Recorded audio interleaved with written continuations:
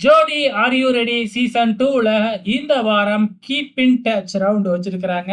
இதோட கான்செப்ட் என்ன அப்படின்னு பாத்தீங்கன்னா, 2 பேரும் பிரியவே கூடாது. ஏதாவது ஒரு டச்ல இருக்கணும். சப்போஸ் அவங்க கொஞ்சம் தள்ளி போற மாதிரி இருந்ததுன்னா, ஏதாவது ஒரு துணி அப்படி இல்லைன்னா ஒரு ப்ராப்பர்ட்டி 2 பேரோட கையிலயும் ஜாயிண்ட் ஆயிருக்கணும். இதுதான் கீப் இன் டச்சோட ரவுண்டோட கான்செப்ட்.